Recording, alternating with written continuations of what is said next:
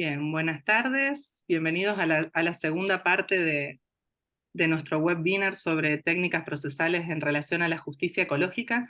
Voy a hacer muy brevemente una presentación acerca del contexto de este webinar porque hay algunas personas que no estuvieron hoy a la mañana. Simplemente explicar que este webinar forma parte de un proyecto de investigación, perdón, que nuclea a personas que integran equipos de investigación en distintas instituciones, tanto europeas como de América Latina. En Europa contamos con la Universidad del Piamonte Oriental. De hecho, hoy Stefano Saluzzo, uno de nuestros expositores, es profesor de esa universidad. También la Universidad Carlos III y la Universidad Autónoma de Madrid, junto a FUEN y Ecocastulum desde España. Y también contamos con el Rachel Carson Center de la Universidad de Múnich, que aquí está Yonte. Hola Yonte, ¿qué tal? ¿Cómo estás? Que forma parte del equipo de Speak for Nature de esa universidad. Y del lado de América Latina tenemos a FIMA en Chile, a la Universidad Nacional del Litoral aquí en Argentina y a la Universidad Federal de Santa Catarina en Brasil. Estas dos últimas fuimos las organizadoras en particular de este webinar. El proyecto Speak for Nature trabaja en tres niveles: un nivel teórico vinculado con distintos aspectos de la justicia ecológica que luego tienen derivas de múltiples tipos, tanto en la discusión filosófica como en la discusión jurídica; un nivel que tiene que ver con lo empírico y con el seguimiento de casos donde se movilizan estas ideas; y un nivel estratégico que tiene que ver con distintos tipos de incidencia territorial, legislativa, etcétera. Dentro de las múltiples actividades que llevamos a cabo, una tiene que ver con estos espacios de discusión. Particularmente este es el primer webinar que se organiza desde Speak for Nature y va a trabajar en diferentes niveles de cuestiones procesales vinculadas con esta perspectiva de justicia ecológica. Hoy a la mañana estuvimos viendo un caso en particular, la escala local, que tiene que ver con el caso de la Laguna Concepción en Florianópolis, en Brasil, y ahora por la tarde vamos a contar con la escala más regional e internacional, de la mano de Natalia y de Stefano, a quienes voy a pasar a presentar ahora en un segundo. Y por otra parte también vamos a contar con un comentario en relación a las intervenciones de Natalia y de Stefano, como para cerrar. Y como hicimos hoy a la mañana, nos parece tal vez más conveniente que escuchemos primero las exposiciones y luego hacemos el espacio de intercambios. De todas maneras, pueden ir dejando en el chat sin ningún inconveniente las sugerencias, comentarios o preguntas que quieran hacer. Bueno, y sin más presentaciones, ahora sí vamos a pasar a escuchar a Natalia Castroniño. Ella es abogada de la Corte Interamericana de Derechos Humanos y es profesora e investigadora de la Universidad Externado de Colombia, y nos va a compartir algunas ideas en relación a la cuestión procesal justamente en la Corte Interamericana de Derechos Humanos, y también algunos aspectos vinculados a un dispositivo en particular que tiene que ver con las opiniones consultivas, que en particular en este momento se está desarrollando ese tema en torno a la emergencia climática y los derechos humanos. Así que muchas gracias, Natalia, por haber aceptado la invitación y te escuchamos.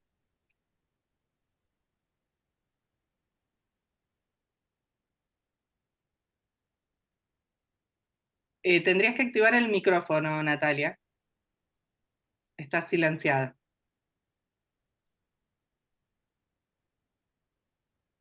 Listo. Bueno, muchísimas gracias a todos y a todas por su asistencia hoy, a los organizadores por la invitación. Me parece una red muy interesante y como le decía a Valeria hace un minuto cuando me conecté, me parece muy importante que estemos reflexionando sobre estos temas y más que abordemos esta perspectiva procesal, porque justamente es la de las herramientas que nos permiten avanzar en este sentido. Entonces, bueno, antes de comenzar, simplemente decirles pues que yo soy abogada de la Corte Interamericana y que lo que quiero compartir con ustedes tiene que ver obviamente con mi experiencia como abogada, pero que las reflexiones que voy a presentar no reflejan, por supuesto, el parecer ni la opinión de la Corte como tal. Bueno, entonces yo estuve pensando un poco cómo podría abordar esta cuestión para cubrir los aspectos procesales más importantes que tengan que ver con con la justicia ecológica en el sistema interamericano de derechos humanos. Se me ocurre que puedo tratar dos temas en particular. Uno, el que tiene que ver con las fuentes, es decir, por qué vías de fundamentos jurídicos se puede llegar a temas relacionados con la justicia ecológica en el sistema interamericano, y luego las vías procesales como tal que se pueden abordar. Entonces, este primer punto en relación con las fuentes, mencionar simplemente que, bueno, la fuente principal, por supuesto, dentro del sistema interamericano de derechos humanos es la Convención Americana sobre Derechos Humanos. La convención como tal, como seguramente ustedes lo saben, no prevé un derecho al medio ambiente sano. Es su protocolo adicional sobre derechos económicos, sociales y culturales, el protocolo de San Salvador, la norma que en el sistema prevé este derecho como tal de forma explícita, el artículo 11 del protocolo nos habla entonces del derecho que tiene toda persona a vivir en un medio ambiente sano y a contar con servicios públicos básicos. Sin embargo, desde el año 2017, la jurisprudencia interamericana ha reconocido, con base en el artículo 26 de la Convención, que es un artículo que trata sobre el desarrollo, el desarrollo progresivo de los derechos económicos, sociales y culturales, que esa norma debe entenderse como fundamento justamente de esos derechos en relación con la Carta de la Organización de Estados Americanos y algunas otras normas propias del sistema interamericano. Y entonces, en ese contexto, la Corte ha reconocido que dentro de los derechos económicos, sociales, culturales y ambientales se encuentra también el derecho a gozar de un medio ambiente sano con fundamento, entonces, no solamente en el Protocolo de San Salvador, sino también en la Convención Americana en su artículo 26. Entonces, a partir de 2017 y más específicamente el 2018 en adelante, la Corte ha entendido que tiene competencia entonces para declarar violaciones del derecho al medio ambiente con base en este instrumento y no solamente haciendo referencia al protocolo de San Salvador en el artículo 11. Esa, digamos, sería como la base principal para llevar a cabo ante la Corte litigios relacionados justamente con asuntos ambientales y específicamente, digamos, en forma más amplia de asuntos ecológicos.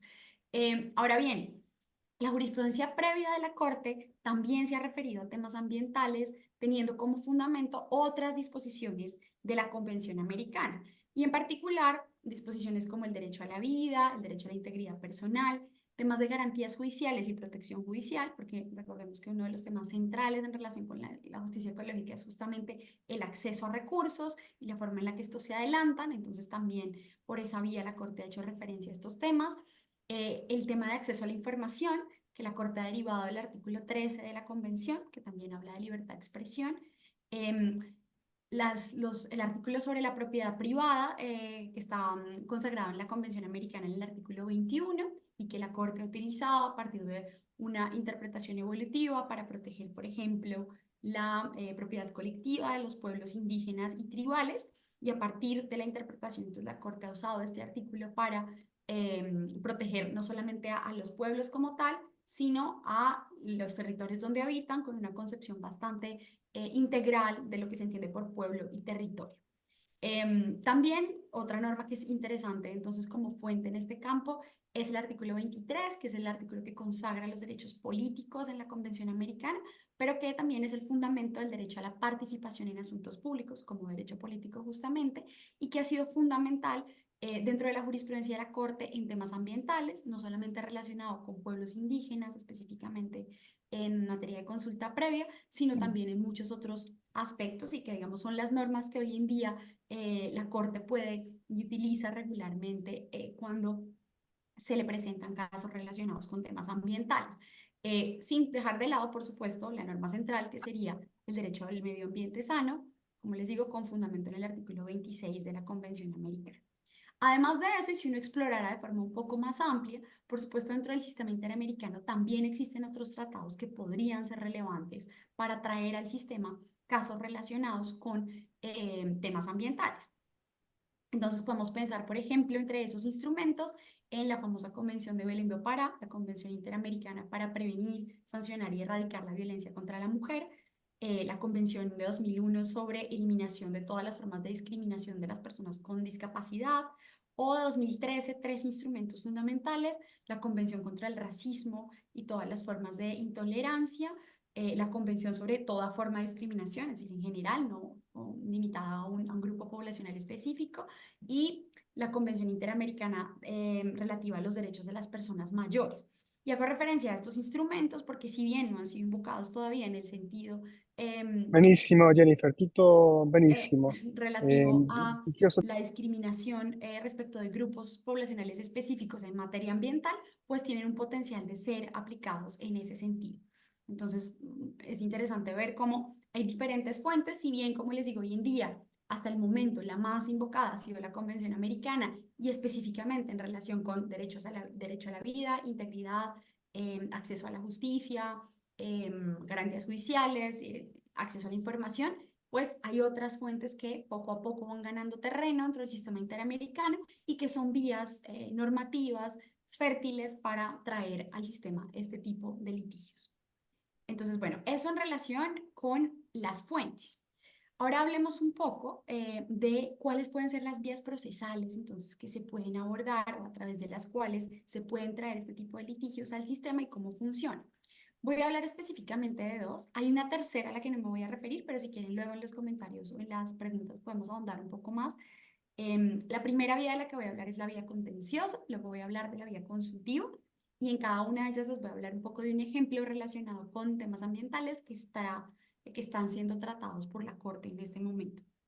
La tercera vía, a la que no me voy a referir específicamente, es la vía de las medidas cautelares y las medidas provisionales, que igual es una medida es una vía interesante, pero por cuestiones de tiempo y como para no hacer de esta presentación algo eterno, me gustaría concentrarme en estas dos, sin perjuicio, como les digo, de que luego podamos conversar un poco más sobre las medidas cautelares y provisionales.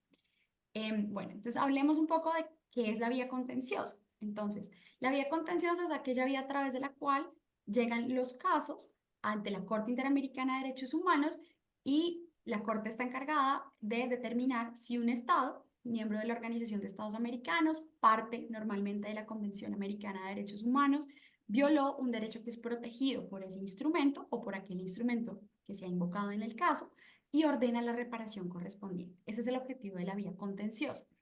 Para que un caso llegue a la Corte Interamericana de Derechos Humanos, se requiere que sea presentado por un Estado parte del instrumento internacional que se invoque como fundamento, es la Convención Americana normalmente, pero puede ser a cualquiera de los otros tratados de los que acabé de hablar, o la Comisión Interamericana de Derechos Humanos, ¿sí? La vía por la que generalmente llegan los casos, y hasta ahora esa ha sido como la tradición en el sistema interamericano, es que la Comisión Interamericana someta el caso a la Corte, ¿sí?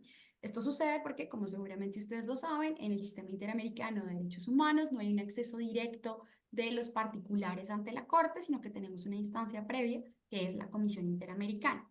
La Comisión Interamericana es un órgano, digamos, complejo, con muchas funciones, unas funciones de monitoreo, de seguimiento, de educación en materia de derechos humanos. Es un órgano como tal de la Organización de Estados Americanos y solo una de sus funciones es la que tiene que ver con las peticiones individuales que terminan en casos ante la Corte Interamericana.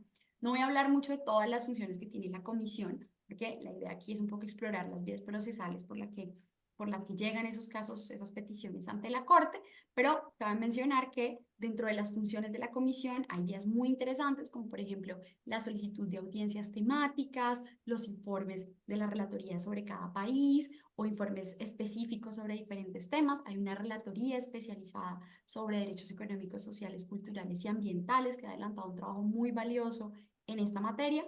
Y digamos, desde ese punto de vista, el sistema interamericano cubre muchos temas relacionados con la protección ambiental y con los derechos humanos en general. Bueno, pero entonces, como les decía, dentro de ese marco de funciones de la Comisión Interamericana de Derechos Humanos, CIDH, normalmente una de las centrales es la de adelantar o recibir más bien las peticiones individuales relacionadas con la violación de derechos humanos. Entonces, ¿cómo se hace? Voy a contarles un poco de forma rápida cómo se adelanta ese procedimiento ante la Comisión Interamericana.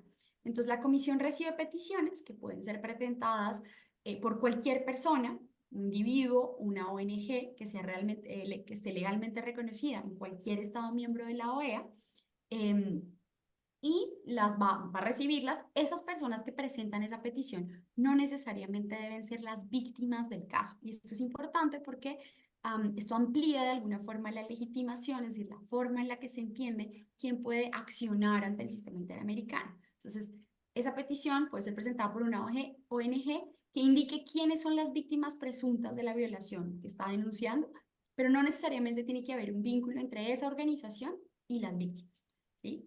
Lo importante es que la petición diga quiénes serían las víctimas en el caso de que sea un grupo de personas de criterios para identificarlas, ni siquiera es necesario que se identifiquen una a una, ¿sí? En el caso de los daños, de las violaciones relacionadas con temas ambientales, esa posibilidad es muy importante porque lleva a que el trámite se pueda adelantar incluso cuando no se han identificado específicamente cada una de las víctimas. Y es lo que sucede normalmente, lo vamos a ver ahora cuando hablemos un poco del trámite contencioso. Pues claro, cuando se trata de afectaciones al medio ambiente, es muy difícil definir un listado concreto de víctimas desde el inicio de la petición. Entonces las organizaciones la presentan, ponen de presente esa situación ante la comisión y en el trámite ante la comisión se va a intentar identificar quiénes son las víctimas concretas. Las víctimas, por supuesto, deben ser personas naturales. Ante el sistema, las personas jurídicas no pueden ser consideradas víctimas. También existe la posibilidad de que los estados presenten peticiones contra otros estados ante el sistema, aunque como les digo, esa posibilidad no es utilizada tampoco en la práctica, no ha sido utilizada en la práctica, ni ante la comisión ni ante la corte. Entonces, normalmente son personas y organizaciones quienes traen las peticiones al sistema. Uno de los requisitos centrales para presentar una petición ante el sistema es que se hayan agotado los recursos internos, es decir, que las víctimas o sus representantes hayan presentado ante las instancias judiciales al interior de cada estado aquellos recursos que se consideren adecuados y efectivos, es decir, que permitan realmente remediar la violación de derechos humanos de la cual se trate en cada caso. Esos recursos no solamente deben haber sido presentados, sino que deberían, en teoría, haber llegado a la última decisión, una decisión que debería no garantizar esos derechos y por esa razón se acude al sistema interamericano. Cuando se agotan los recursos internos, la petición ante el sistema, es decir, ante la Comisión Interamericana, debe ser presentada dentro de los 6 meses siguientes, ¿sí? Pero hay unas excepciones para casos en los cuales no existen recursos porque el ordenamiento jurídico no ha previsto nada en ese sentido o porque los peticionarios no pueden agotarlos, están en circunstancias que se lo impiden, o cuando se inician los recursos, pero esos recursos no son fallados en un plazo razonable. La Corte Interamericana tiene una serie de criterios para determinar cuándo el plazo es razonable, que tienen que ver con la actividad de las partes, la complejidad del asunto, los medios a disposición de los tribunales, digamos, toda una serie de criterios que se tienen en cuenta, pero en general podemos decir que cuando el recurso es interpuesto y toma demasiado tiempo, las personas, los peticionarios, pueden acudir directamente al sistema interamericano. Entonces, digamos que desde este punto de vista es muy importante entender que el sistema funciona en forma complementaria a los sistemas jurídicos a nivel interno. Entonces, una vez se presenta la petición ante el sistema, ay, perdón, no, perdón, que me salte aquí. Perdónenme que estoy perdida en las diapositivas. Una vez se presenta la petición ante el sistema, ya les voy a hablar un poco del caso, va a haber un procedimiento y unos pasos que se van a seguir. Entonces, voy a explicarles un poco este caso, este procedimiento, teniendo en cuenta un caso que está actualmente siendo estudiado por la Corte Interamericana de Derechos Humanos, que es el caso Comunidad de La Oroya contra Perú. Es un caso, seguramente ustedes han oído hablar del caso, bueno, y si no les cuento un poco, en el cual se alega que Perú incumplió con sus obligaciones internacionales en materia de derechos humanos porque permitió que se desarrollara en una comunidad específica, conocida, pues, que su nombre es La Oroya, una actividad minera con un alto índice de contaminación, específicamente del aire, pero que tenía repercusiones, digamos, en el ecosistema en general y que tuvo efectos en la salud de los pobladores, efectos realmente muy graves. Y entonces que el Estado incumplió sus obligaciones, lo que se busca en este caso es justamente que se condene al Estado a reparar esas violaciones a la salud y al medio ambiente de los pobladores de La Oroya.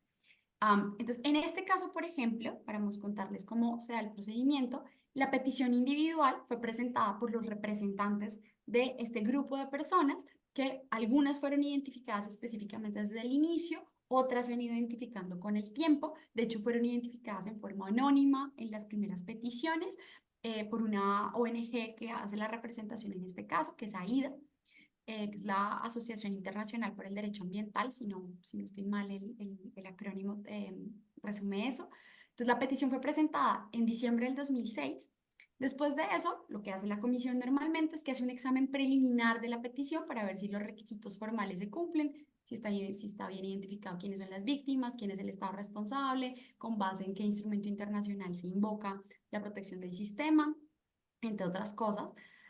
Si la petición cumple esos requisitos, se da paso al estudio de admisibilidad de la petición, donde ya se analizan los requisitos un poco más de fondo, es decir, que haya sido presentada por alguien que podía presentarla, que hayan razones para creer que efectivamente puede haber una violación y finalmente que se hayan agotado los recursos internos. En este caso, el informe de admisibilidad, es decir, el documento que dice este caso es admisible ante el sistema, fue adoptado por la comisión el 5 de agosto de 2009. Después de eso, la petición entra en una fase que se llama estudio de fondo. Entonces, es allí justamente donde se va a analizar cuál es la información que remite el Estado como respuesta a la petición presentada inicialmente, y la comisión va a determinar si considera o no que se violó ese derecho, los derechos que se invoquen. En este caso, en el caso de La Broya, el informe de fondo fue adoptado el 19 de noviembre de 2020. Simplemente para mostrarles que aquí hay 11 años entre el informe de admisibilidad y el informe de fondo. Este es un término más o menos promedio, porque en realidad hay muchos casos que incluso tardan mucho más tiempo entre el informe de admisibilidad que el informe de fondo. Esta etapa es uno de los cuellos de botella más importantes del sistema interamericano hoy en día. 10, 15, 20 años tardan los casos en tramitarse entre una etapa y otra, y fíjense en este caso, entre el primero y entre la petición individual y el informe de fondo, pasaron 14 años, o sea, bastante. Después de que se da el informe de fondo, bueno, aquí hay un error en una fecha, pero ya se los corrijo. Después de que se da el informe de fondo, en el informe la comisión dice, efectivamente, consideramos que el Estado violó los derechos invocados por los peticionarios, y entonces se le dan unas recomendaciones al Estado para que adapte su conducta a los estándares en relación con la protección de esos derechos. Se le da un término, en este caso de La Broya se le dio un término inicial que fue prorrogado 2 veces. Después de la segunda prórroga, cuando el Estado de Perú presentó una nueva solicitud, la comisión dijo, no, aquí no hay avances suficientes, yo voy a someter el caso ante la Corte. Y justamente ese es el trámite que se sigue. Entonces, una vez el informe de fondo está adoptado, puede que el Estado adopte las recomendaciones, siga lo que le está aconsejando que haga la Comisión Interamericana, y en ese caso, allí termina la petición. También es posible que durante el procedimiento los representantes y el Estado lleguen a un acuerdo de solución amistosa, es decir, se pongan de acuerdo sobre las medidas que hay que adoptar. En ese caso, ahí termina el tema también. Pero si el Estado no accede a una solución amistosa o no sigue las recomendaciones, el caso puede ser presentado ante la Corte. En este caso, el caso fue presentado el 30 de septiembre de 2021. ¿Qué pasa después cuando el caso llega a la Corte? Entonces, lo primero que hace el tribunal es que notifica al Estado diciéndole, bueno, señor Estado, nos llegó este caso, señores representantes de las víctimas, nos llegó este caso. A partir de ese momento, corre un término para que los representantes de las víctimas presenten un escrito que se llama escrito de solicitudes, argumentos y pruebas, donde, fíjense, ya no es la comisión, sino los representantes de las víctimas van a decir un poco qué es lo que consideran respecto del caso, van a solicitar pruebas, declaraciones, peritajes, bueno, diferentes tipos de pruebas. Una vez se recibe ese escrito, se le traslada al Estado y el Estado contesta tanto a las solicitudes iniciales de la comisión, el informe de fondo, como a este escrito presentado por los representantes.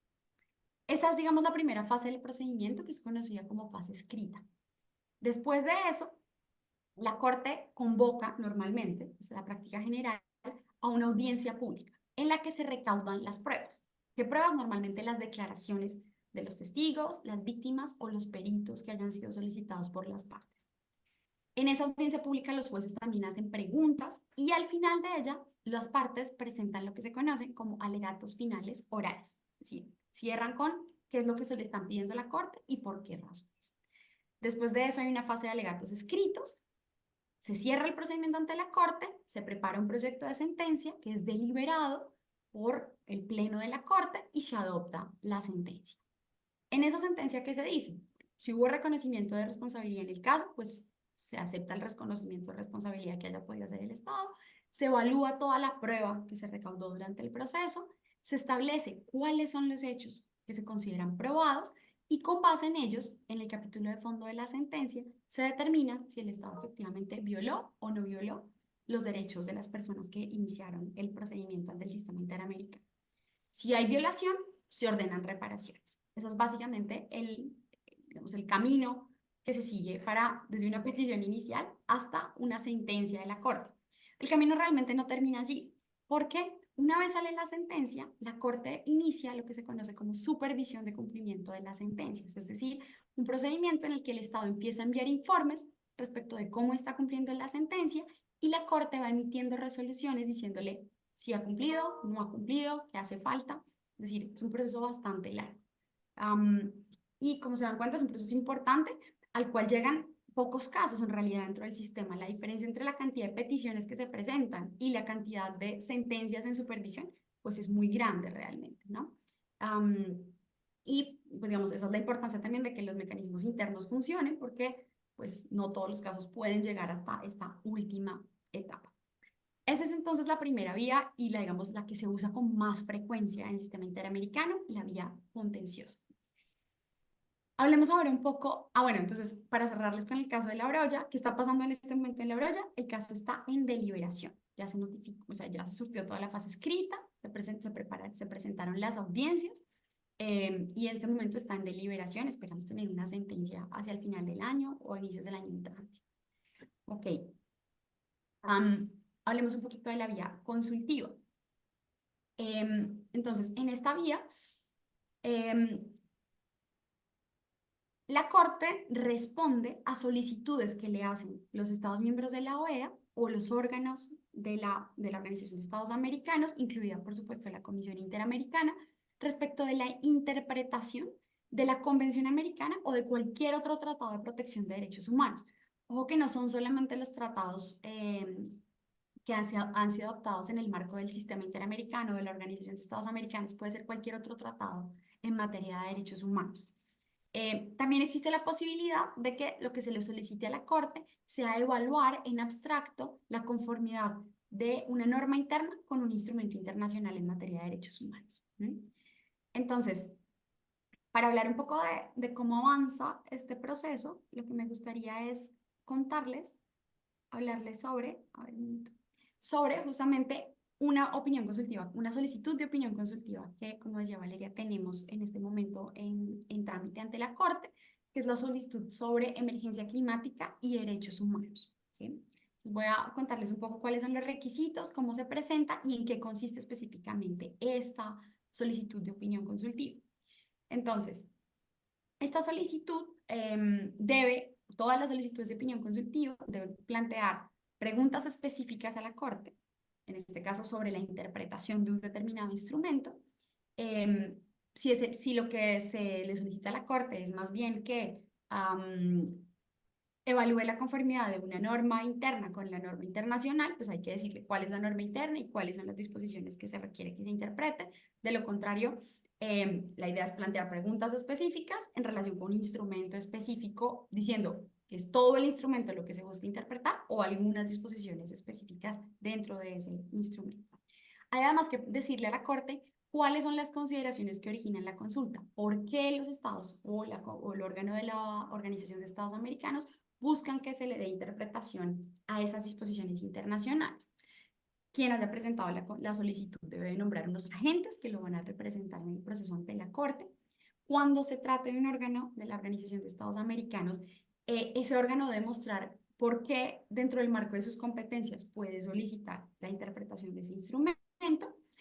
Y es muy importante que la solicitud no verse sobre ningún caso que esté en curso actualmente o en forma futura, es decir, que lo que se busque no sea que la Corte se pronuncie anticipadamente, de forma que se vincule, digamos, la opinión de la Corte en relación con un caso que va a ser sometido por vía contenciosa más adelante, o que la Corte no haya decidido previamente. Tiene que ser un asunto nuevo y que no esté relacionado con ningún caso en conocimiento de la Corte o del sistema. Ok, entonces en el caso de la opinión consultiva, de la solicitud de opinión consultiva sobre emergencia climática, lo que le han solicitado los estados de Chile y Colombia, que son los estados que han presentado esta solicitud a la Corte, es que aclare el alcance de las obligaciones estatales en su dimensión individual y colectiva para responder a la emergencia climática en el marco del derecho internacional de los derechos humanos, teniendo en cuenta las afectaciones diferenciadas que genera la emergencia, em, no solamente sobre regiones, grupos poblacionales, sino también sobre la naturaleza y la sobrevivencia en el planeta. Es decir, si ustedes se dan cuenta, es una solicitud muy amplia, cubre muchas cosas. Y no se refiere, esto es importante, a disposiciones aisladas dentro de la convención, sino que en el marco de las preguntas se hace referencia a casi todos los artículos de la convención. Es decir, lo que se busca es que la Corte interprete toda la convención americana en relación con las obligaciones frente a la emergencia climática. Estas, digamos, como las consideraciones generales, que como les decía, son obligatorias. Pero además de eso, los estados presentan una serie de preguntas, 5 bloques de preguntas con temas y preguntas específicas. En total son casi 35 preguntas que son sometidas por los estados de Chile y Colombia a la Corte Interamericana.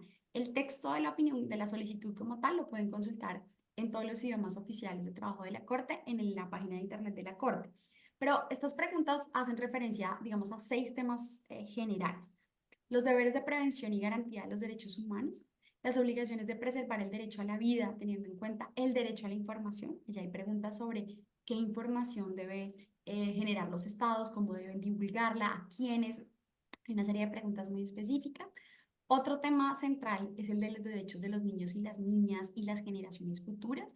Cómo debe entender cada estado con base en la Convención Americana que debe respetar y garantizar los derechos de niños, niñas y generaciones futuras. En cuarto lugar, las obligaciones en materia de consulta, acceso a la justicia y protección de personas defensoras del ambiente. Quinto, obligaciones y principios de cooperación y responsabilidades comunes pero diferenciadas, cómo se aplican a la Convención Americana en lo que respecta a la emergencia climática. Y finalmente, personas en situación de movilidad o de migración. Estos 6 temas, como les digo, son los temas generales, pero hay una serie de preguntas muy amplia que ha sido planteada a la Corte y que lo que buscan es justamente que la Corte interprete toda la convención teniendo en cuenta estos temas específicos. Y no solamente teniendo en cuenta, o sea, la interpretación es de la convención, pero los solicitantes, Chile y Colombia, le piden además a la Corte que tenga en cuenta otros instrumentos internacionales en materia ambiental. Entonces, desde el Acuerdo de París, específicamente respecto de la Convención Marco de Naciones Unidas, el Acuerdo de Escazú sobre derechos de acceso, pero también la Convención sobre Derechos del Niño, la Convención de Belén do Pará, es decir, diferentes instrumentos que están relacionados con estos temas y que los estados solicitantes le piden a la Corte que los tenga en cuenta al interpretar la Convención Americana sobre estos temas. Entonces, ¿cuál es, digamos, el camino entonces que se sigue procesalmente para llevar adelante estas solicitudes? En este caso, por ejemplo, la solicitud, como les decía, fue presentada el 9 de enero de 2023, al inicio de este año, por Chile y por Colombia. Después de que es presentada, la Corte notifica la solicitud que fue recibida a todos los miembros de la OEA. Esto pasó en febrero de 2023 y además la Corte invita a diferentes organizaciones, universidades, individuos que considere expertos en el tema o que podrían tener visiones que contribuyan a la tarea de la Corte para que remitan sus observaciones escritas.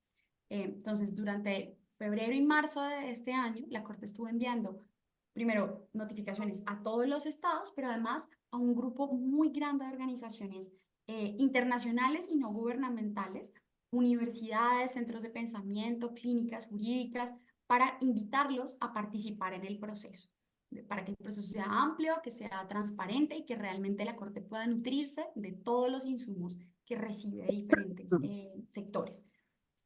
Después de eso, entonces hay un plazo para recibir esas observaciones escritas. Ese plazo termina el 18 de diciembre de este año, está abierto hasta el momento. Es importante decir que no solamente quienes reciben una invitación pueden participar, sino que el término está abierto para que cualquier persona interesada, organización no gubernamental o organización internacional, participe en el proceso enviando observaciones escritas. Todos los requisitos formales, a qué correos envía, qué documentos hay que enviar, están en la página de internet de la Corte y en este momento estamos recibiendo esas observaciones hasta el 18 de diciembre de este año. Después de eso, se va a convocar una o varias audiencias públicas que serán probablemente el próximo año en el primer semestre, en los cuales serán invitados a participar las personas y organizaciones que hayan remitido observaciones escritas. Se les da un espacio para que presenten lo que presentaron previamente en las observaciones escritas y además dentro de esa audiencia hay un espacio para que los jueces y juezas de la Corte hagan preguntas a los intervinientes. Es un espacio participativo muy importante para la Corte. Una vez cierre el periodo de las audiencias, se preparará, como en los casos contenciosos, un proyecto de opinión consultiva que será deliberada y adoptada por la Corte. Y en ese proyecto la Corte se va a pronunciar sobre, en esa opinión, sobre la admisibilidad de la solicitud inicial, si cumple con los requisitos, y además va a responder a las preguntas que le fueron planteadas por los estados solicitantes. Esta es una decisión muy esperada a nivel mundial. La Corte ha hecho un proceso de convocatoria muy amplio para que la participación sea masiva, tanto en la fase escrita de las observaciones como en las audiencias que serán dadas a conocer posteriormente. Entonces, simplemente cerrar diciendo que están todos cordialmente invitados a remitir sus observaciones. Y bueno, que estas son como las vías principales, pero como les digo, podríamos hablar un poco más sobre otras vías como la de las medidas cautelares y provisionales. Muchísimas gracias por su atención. Muchísimas gracias, Natalia. Bueno, como habíamos mencionado, la idea ahora es escucharlo a Estefano. No sé si quisieras dejar de compartir pantalla y luego escuchamos a Sheila y ya después tenemos espacio para intercambio. Estefano, a ver si estás de coanfitrión para que puedas compartir la pantalla. Creo que sí. Sí. Bien, bueno, ahora vamos a escuchar a Stefano Saluso, que él es profesor en la Universidad del Piamonte Oriental e investigador también en el área de Derecho Internacional y de Derecho de la Unión Europea, y es parte del equipo de UPO del proyecto Speak for Nature. Así que te escuchamos, Stefano, ahí ya estamos viendo la presentación y muchas gracias también por haber aceptado la invitación para estar acá en este webinar. Gracias, Valeria. ¿Pueden escucharme bien? Sí, perfecto. Perfecto. Muchísimas gracias y buenas tardes a todas y todos. Estoy muy feliz de participar hoy a este webinar y gracias por la invitación. Estoy trabajando como investigador de la Universidad del Piemonte Oriental en el marco del proyecto Speak for Nature, así que esta es una oportunidad de desarrollar unas cuantas ideas sobre algunos temas que son parte también del proyecto, en particular de las técnicas procesales en una perspectiva de derecho internacional. Bueno, yo soy Valeria, ya lo sabes, yo soy un poco crítico sobre la existencia de una perspectiva ecológica en el sistema internacional, salvo en la perspectiva de los derechos humanos de la Corte Interamericana en particular y de la Corte Europea de los Derechos Humanos. Pero mi perspectiva es más concentrada sobre el sistema internacional general, en particular sobre las relaciones entre estados. Esto es el índice de la presentación, los límites del sistema internacional, la ausencia de una perspectiva ecológica, la solicitud de una opinión consultiva, especialmente a la Corte Internacional de Justicia, y el rol de amicus curiae en litigios internacionales. En práctica, esos me parecen las dos herramientas más importantes ahora en el contexto internacional. Un cierto número de solicitudes de opiniones consultivas, en particular frente a la Corte Internacional de Justicia y al Tribunal del Derecho Internacional del Mar. Y después el rol de los amicus curiae en el litigio internacional, que pero tiene, como vamos a ver, ventajas y inconvenientes. Primero tema, los límites del sistema internacional son límites vinculados a al carácter, a la naturaleza misma del sistema internacional. Es un sistema jurídico muy sectorializado y fragmentado, en el sentido que hay sectores materiales específicos que son regidos por tratados, por ejemplo, el derecho del comercio internacional, derecho de las inversiones extranjeras, derechos humanos, derecho internacional del ambiente y derechos internacional del mar.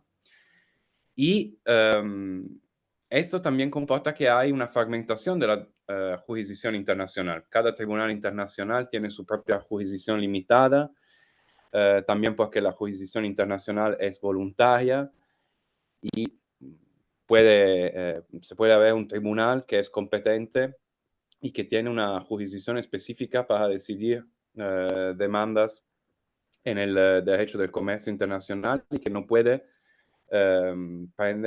tomar en consideración otros acuerdos, otras reglas del derecho internacional, como las reglas del derecho internacional del ambiente.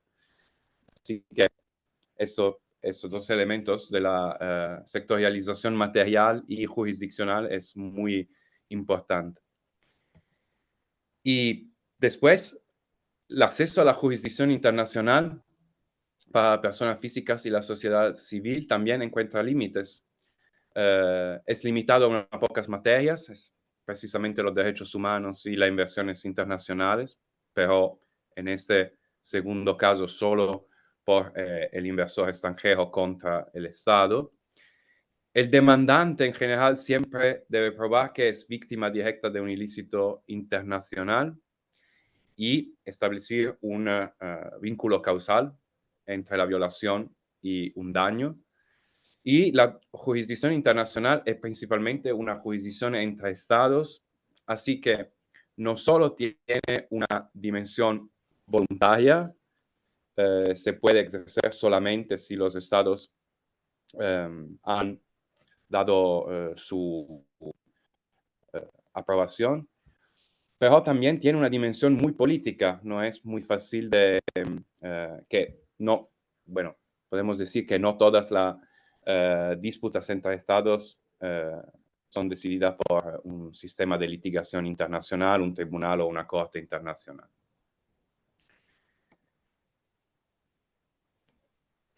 Así que hoy tenemos que hablar de una real ausencia de una perspectiva ecológica en la litigación internacional, que depende de unos cuantos elementos, en particular la protección del ambiente, que siempre fue considerado como un objeto de la soberanía de los estados. Esta, claro, es la perspectiva más tradicional, pero también está ancora fuerte, especialmente en la litigación internacional y especialmente en la jurisprudencia de la Corte Internacional de Justicia. Y en el sistema de la responsabilidad internacional, en general, un Estado solo puede presentar una demanda contra otro Estado por violación de sus obligaciones internacionales si es víctima de dicha violación. Así que es particularmente difícil de proteger intereses colectivos que no son vinculados a la situación específica de un Estado o de un grupo de Estados.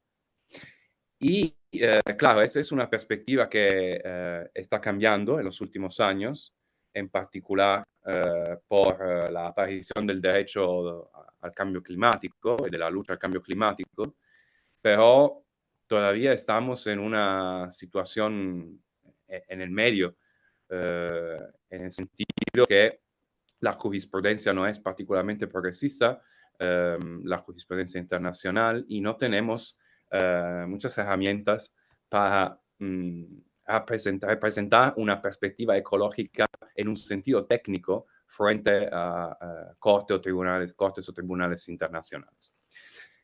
¿Cuáles son las dos herramientas que me parece son importantes ahora en este momento en el debate internacional? La primera es la solicitud de opiniones consultivas a cortes y tribunales internacionales. La solicitud de opinión consultiva a la Corte Interamericana de los Derechos Humanos ya fue tratada.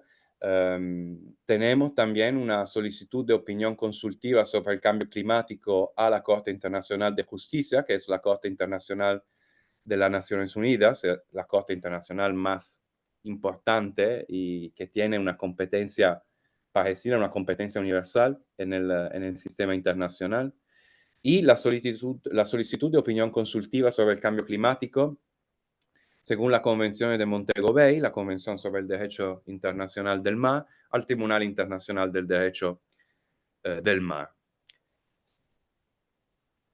¿Cuáles son las ventajas estratégicas de las opiniones consultivas para profundizar o intentar profundizar una perspectiva ecológica en el derecho internacional y en la litigación internacional?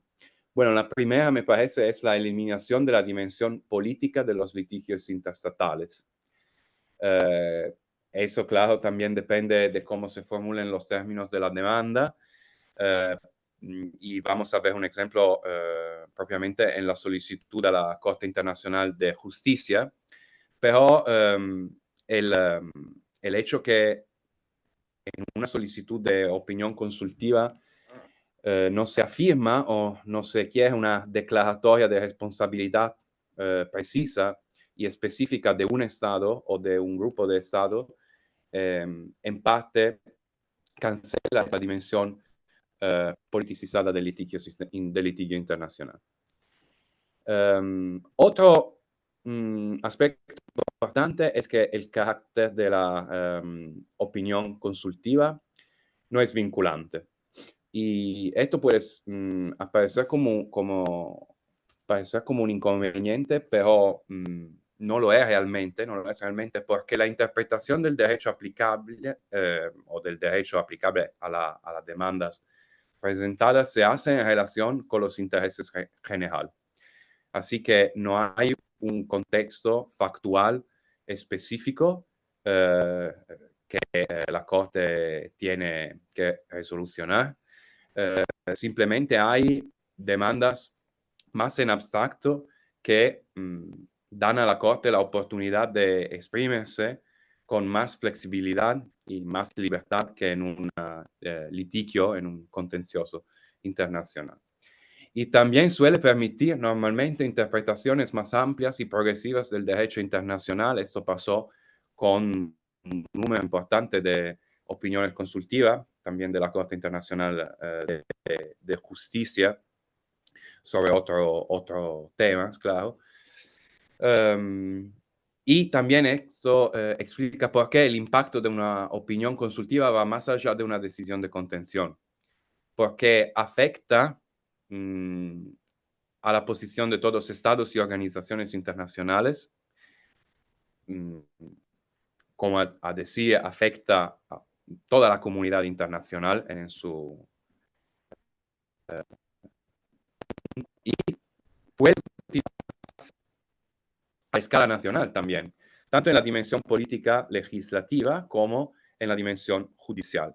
Eso es un tema que tiene una incidencia al nivel nacional cuando se plantean demandas, aunque demandas estratégicas contra el Estado, tener un panorama claro y cierto de lo que son las obligaciones internacionales del Estado es particularmente importante, y si esas obligaciones están interpretadas por una corte tan importante como la Corte Internacional de Justicia, esto puede ser un factor muy relevante para el éxito de la demanda a nivel nacional. Eso es el texto de la solicitud de opinión consultiva a la Corte Internacional de Justicia. Fue presentada por la Asamblea General de las Naciones Unidas el 12 de abril de 2023. La iniciativa es de algunos países, en particular pequeños países insulares como Vanuatu.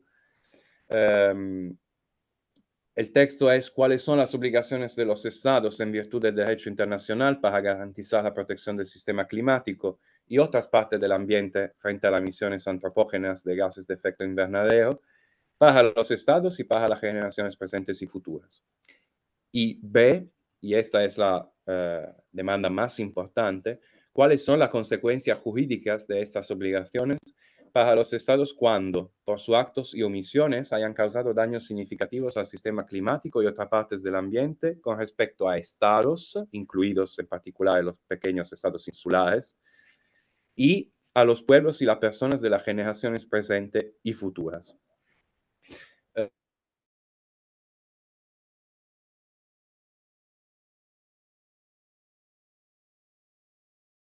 Porque dan a la Corte la oportunidad, para mí, de responder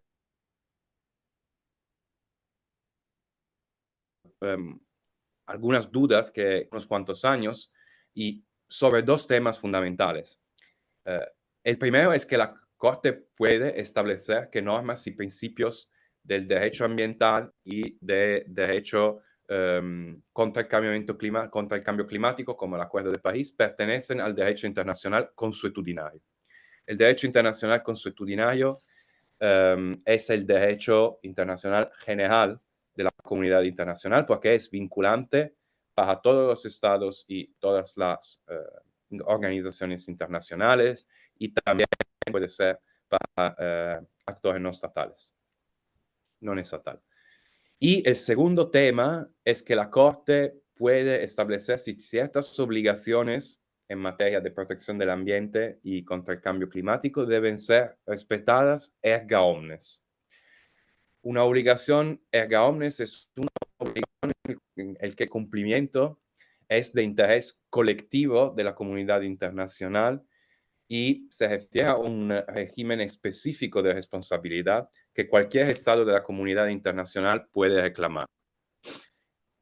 Esto significa prácticamente que no hay más el vínculo que solo el estado víctima de un ilícito internacional o de un daño ambiental o climático puede reclamar la responsabilidad de otros estados. Y me parece muy importante en este momento histórico particular, porque puede activar nuevos lugares de jurisdicción internacional o de jurisdicción nacional contra singulares estados y sus políticas ambientales. Eso es el texto, pero es un poco más específico por el contexto del derecho internacional del mar, el texto de opinión consultiva al Tribunal Internacional del Derecho del Mar, formulado por la Commission of Small Island States on Climate Change and International Law, COSIS. La comisión presentó estas solicitudes el 12 de diciembre de 2022.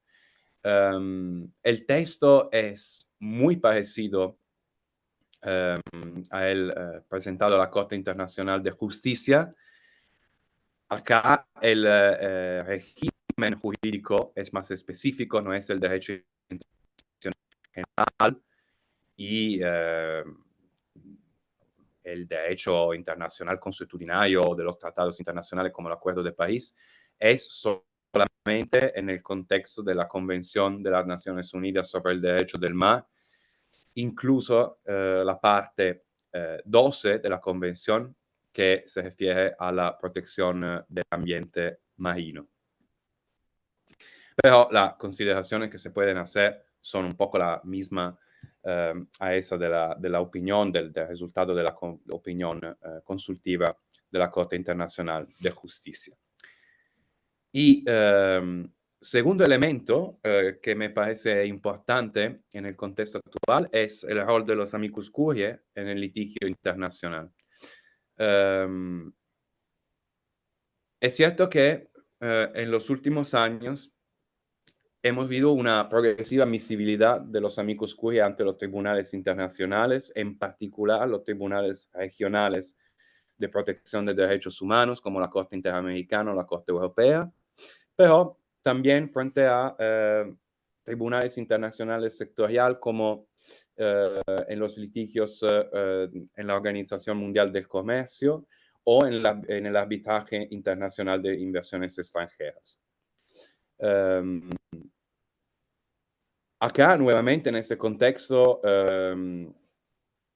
la jurisdicción es muy sectorializada y no puede haber normas uniformes sobre el rol y la admisibilidad de amicus curiae.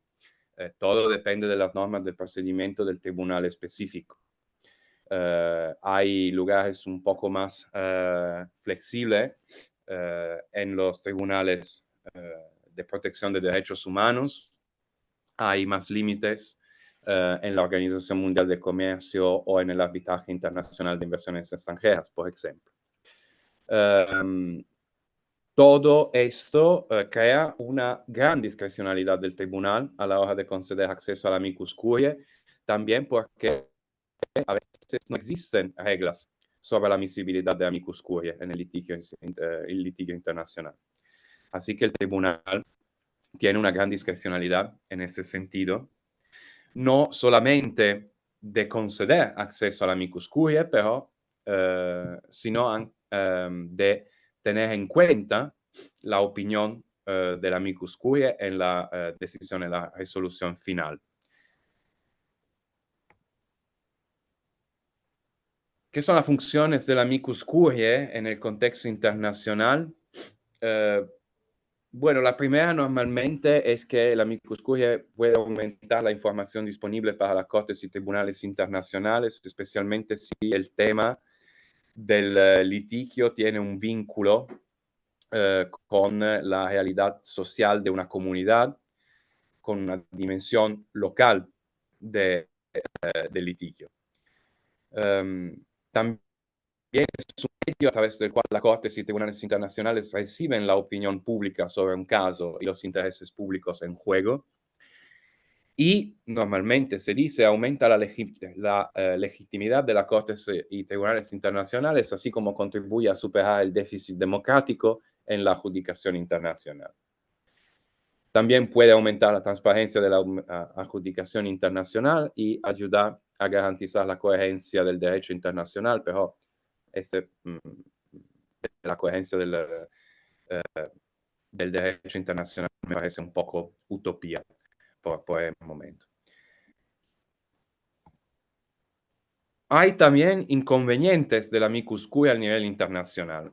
Bueno, para mí la amicus curiae es un factor importante y positivo en general, pero tenemos que conocer lo que son las críticas que muchos estados mueven al rol del amicus curiae en la litigación internacional. Primero que, claro, la amicus curiae como mecanismo comporta unas cargas prácticas adicionales, como una cantidad inmanejables de presentaciones, especialmente en caso de tribunales o cortes que no tienen una organización óptima de trabajo, como puede pasar a veces con la Corte Europea de los Derechos Humanos o con el Tribunal Arbitral sobre las Inversiones Extranjeras. También el recorte de los derechos procesales de las partes. Acá se dice que la presentación de alegaciones a favor de una parte puede correr el riesgo de inclinar la delicada igualdad procesal de las partes.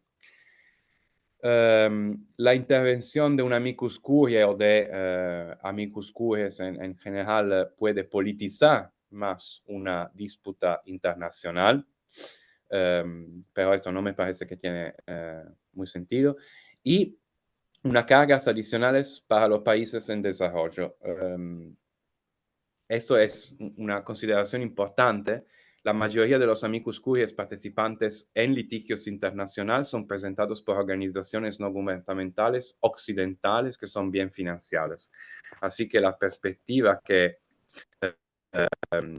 ellos llevan en el contexto de un juicio internacional puede ser más la perspectiva de estados del norte global o de sociedades del norte global y no de estados en desarrollo. Y una desnaturalización de la función judicial en el sentido que la amicus curiae puede introducir en el juicio consideración que no son de derecho técnicas, pero que son más de política legislativa. Y claro, en un sistema que también es fundado sobre la separación de los poderes, esta puede ser una preocupación más. yo creo que el rol de la amicus curiae en llevar una perspectiva ecológica en el juicio internacional va a ser muy importante en el futuro, pero nuevamente tenemos que saber que hay un número significativo de estados que son contrarios a la introducción general de amicus curiae en el litigio internacional. Así que eso va a ser un tema de debate muy fuerte y muy incidente en el futuro, y yo creo también en la perspectiva ecológica del sistema judicial internacional. Muchísimas gracias por su atención. Muchas gracias, Estefano. Bueno, ya saben que si quieren ir dejando preguntas, si no, después retomamos al final y podemos conversar entre todos de nuevo sobre tanto la exposición de Natalia como la de Estefano, y ahora el comentario que va a hacer Sheila Guaresi Sandomenico. Ella es maestranda en el curso de Derecho Internacional y Sostenibilidad. Tiene una línea de investigación en la cual trabaja con Derecho Ecológico y Derechos Humanos en el marco del programa de posgrado en Derecho de la Universidad Federal de Santa Catarina, donde es miembro integrante del OJE, del Observatorio de Justicia Ecológica. Así que Sheila, te escuchamos. No sé si querés compartir también pantalla. No, voy a solamente hablar. Bueno, Buenas perfecto. tardes a todos. No sé si me escuchan bien. Perfecto. ¿Sí? Sí. Sí. Agradezco a los organizadores del evento por la invitación, y también a todos que están participando, especialmente los expositores Natalia y Stefano, y también Valeria Berros, que está coordinando. Según explicó Natalia, Colômbia y Chile presentaron una solicitud de opinión consultiva ante la Corte Interamericana de Derechos Humanos, con el propósito de esclarecer el alcance de las obligaciones estatales para responder a la emergencia climática dentro del alcance del derecho internacional de los derechos humanos. Las opiniones consultivas ofrecen una visión integrada de las diferentes ramas del derecho internacional. En este caso, el derecho internacional sobre el cambio climático, el derecho internacional de los derechos humanos y el derecho internacional ambiental. La protección jurídica de la naturaleza y de sus elementos, como animales, plantas, bosques, ríos, entre otros, independientemente de sus vínculos con el ser humano y el reconocimiento de su personalidad jurídica, han sido cada vez más defendidos en el derecho internacional, demostrando la superación del antropocentrismo clásico y trayendo nuevos elementos como la equidad entre las especies.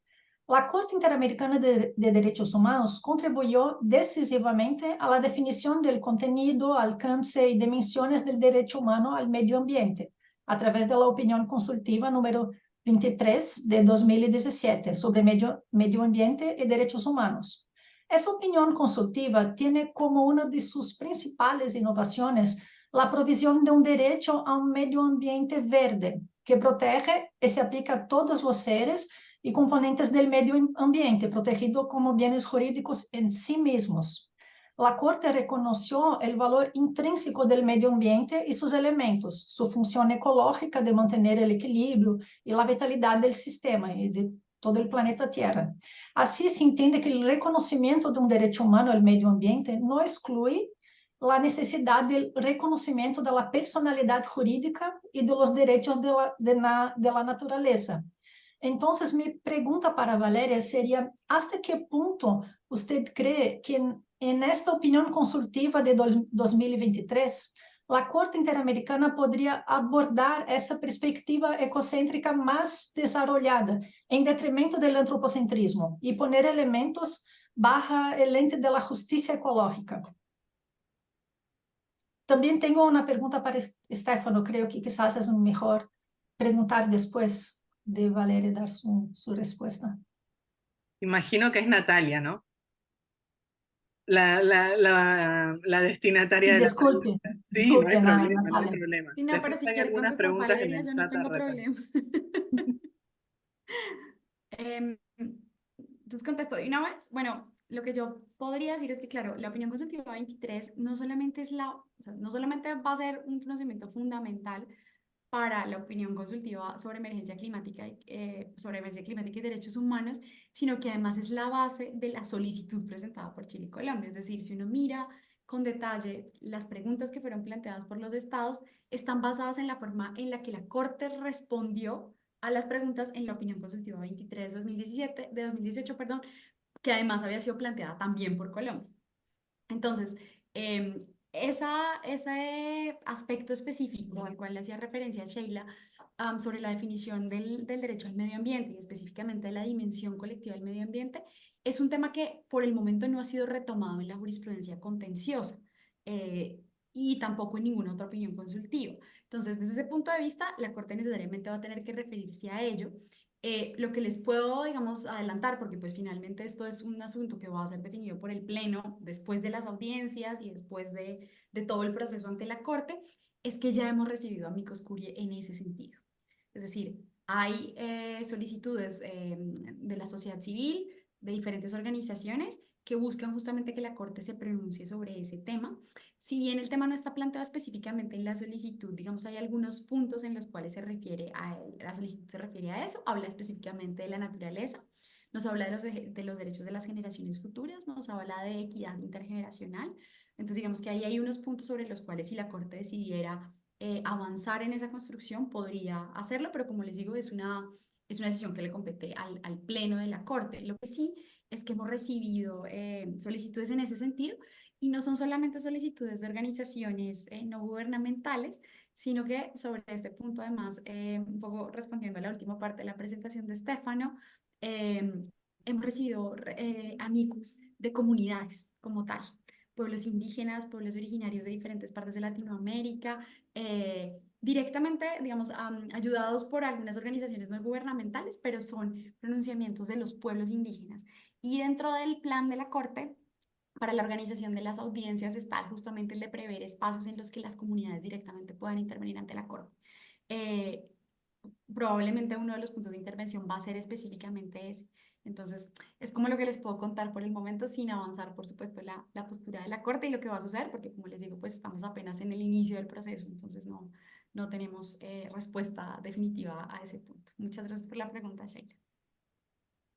Muchas gracias por la respuesta. En relación a Stefano, la Convención Europea de Derechos Humanos, así como la Convención Americana, no prevé expresamente el derecho a un medio ambiente equilibrado.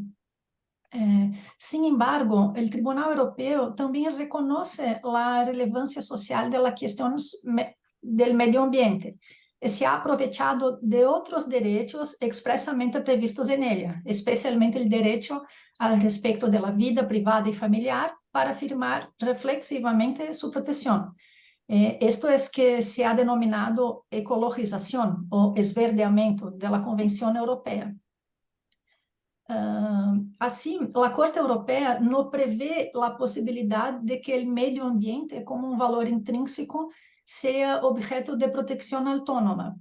Esta negativa es evidente en decisiones en que los autores denuncian la inexistencia o la insuficiencia de garantías jurisdiccionales para proteger el medio ambiente.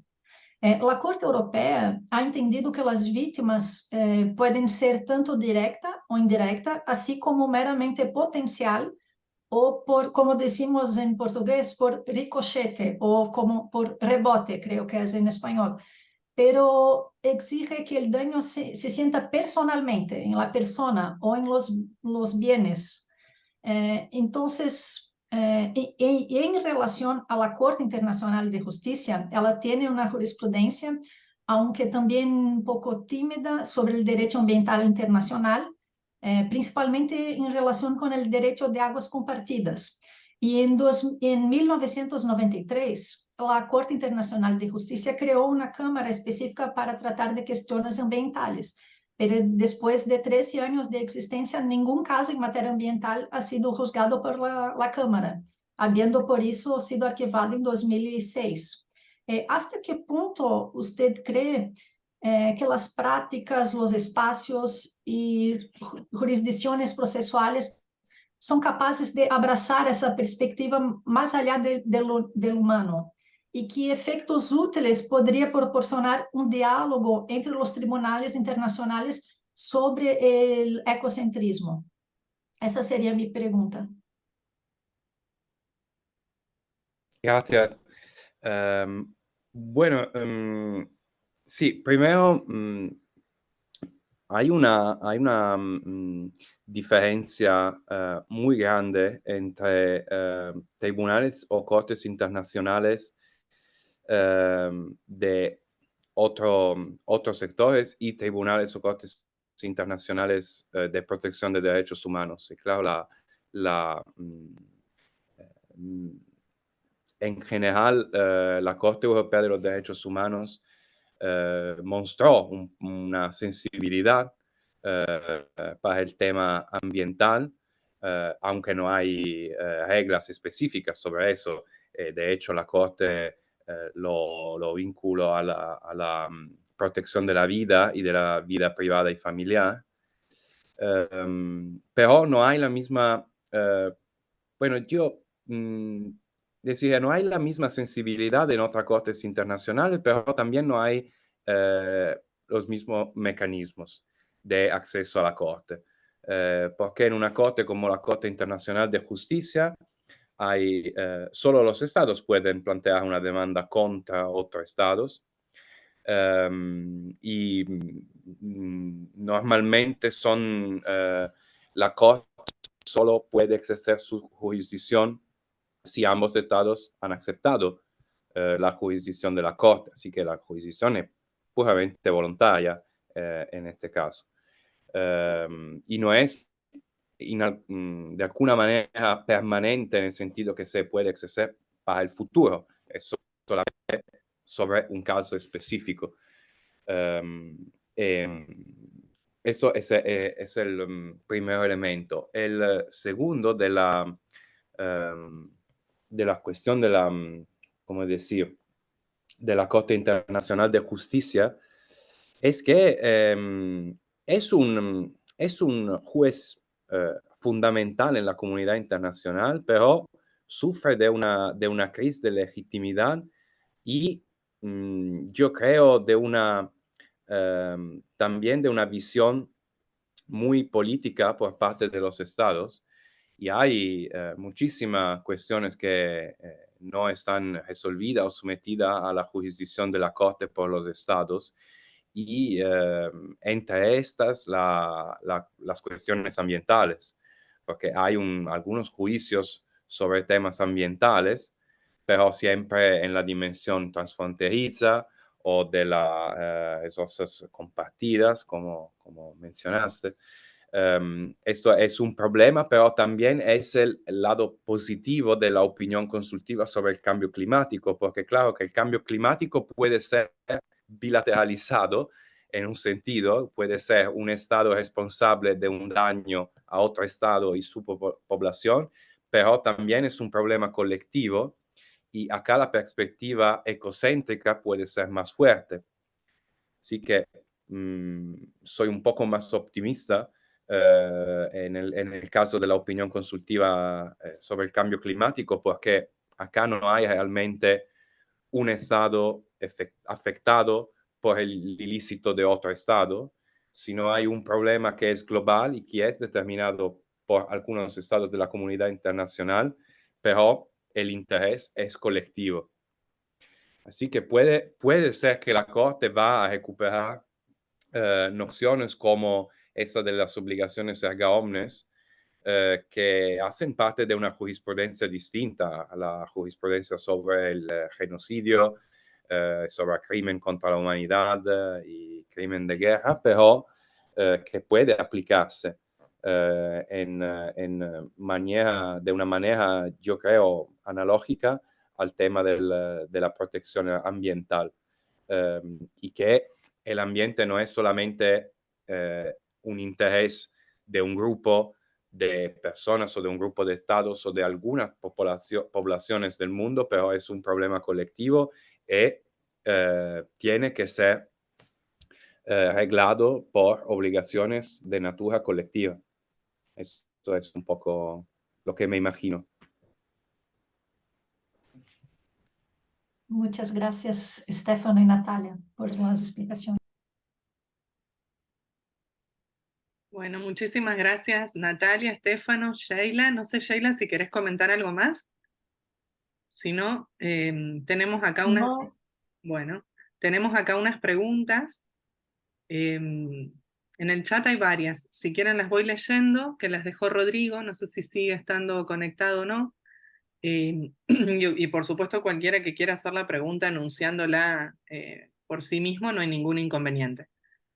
Paso entonces revista de estas preguntas, después yo tengo un par que son así como más cortitas. Lo primero que deja Rodrigo acá es lo siguiente: ¿qué peso tienen las opiniones consultivas? ¿Es posible hacer un paralelo con el resultado de un amicus? ¿Y qué diferencia tienen ambas medidas? Si quieren vamos de a una, porque son varias. No sé quién quiere tomar esto, si Si Estefano, quieren, Natalia, esta Sheila. la puedo responder sobre Bueno. base como de la experiencia de la corte. Entonces, bueno, la opinión consultiva, como decía, es un pronunciamiento de la corte, eh, que puede ser la Corte Interamericana o, como le mencionaba Stefano, el Tribunal de Derecho del Mar o la Corte Internacional de Justicia, en el que responde unas preguntas que le han sido planteadas. Normalmente esas preguntas tienen que ver con la interpretación de un instrumento internacional o de varios, como en el caso de la opinión que fue sometida a la Corte Internacional de Justicia. En principio, las opiniones consultivas no son vinculantes, digamos, por eso su nombre de opinión consultiva. Pero en realidad, como los tribunales internacionales utilizan esa herramienta para interpretar normas que sí son vinculantes, y se trata generalmente de los órganos que son intérpretes autorizados de los instrumentos, esa interpretación, digamos, le da alcance a unas normas que sí son vinculantes y normalmente es tenida en cuenta por el propio tribunal y luego por los tribunales internos. En el caso del sistema interamericano, a través de una figura que se conoce como control de convencionalidad, termina teniendo entonces efectos vinculantes. Entonces, si bien la decisión como tal no es, digamos, una fuente del derecho, la interpretación que hace el órgano es vinculante al título del instrumento que está siendo interpretado y normalmente es retomada luego en los casos contenciosos, y después de esa forma se convierte en vinculante. Ahora, el amicus curiae en realidad es un instrumento, es un escrito a través del cual cualquier persona, dependiendo del tribunal, la legitimación para presentarlos puede estar más abierta o más cerrada, le remite a la corte que está analizando un determinado asunto, que puede ser una opinión consultiva o un caso contencioso, sus opiniones o su contribución como amigo de la corte, para ilustrarla sobre un punto particular, para llamar su atención de forma imparcial, es decir, no es una de las partes en el asunto, ni está previsto de esa forma, sino que da una contribución que no vincula, por supuesto, al tribunal. El tribunal puede o no tenerla en cuenta. Muchas veces son citadas, otras veces no, pero que le ayudan al tribunal a tomar su decisión. Entonces, digamos, son dispositivos que vienen de partes distintas. La opinión es la corte o el tribunal. El amicus es un tercero que interviene, y el grado de obligatoriedad pues varía en cada procedimiento. Muchas gracias, Natalia. No sé, Estefano, si quieres agregar algo a esa pregunta. También Rodrigo No, pregunta. me parece que Natalia contestó perfectamente la pregunta de Rodrigo. La posibilidad de la amicus curiae es, como estaba diciendo, más flexible, más aceptada en ciertos tribunales y cortes que en otras, claro, como en la Corte Europea o la Corte Interamericana. Es más fácil que en otra jurisdicción. Gracias, Estefano. Hay acá una pregunta que entiendo tiene que ver con la capacidad jurídica en algún punto de presentar, porque dejaba Rodri acá una inquietud de si es posible la participación en las instancias de opinión consultiva de grupos de estudiosos como el nuestro, que es como una red, entonces son como varias personas jurídicas involucradas entre sí.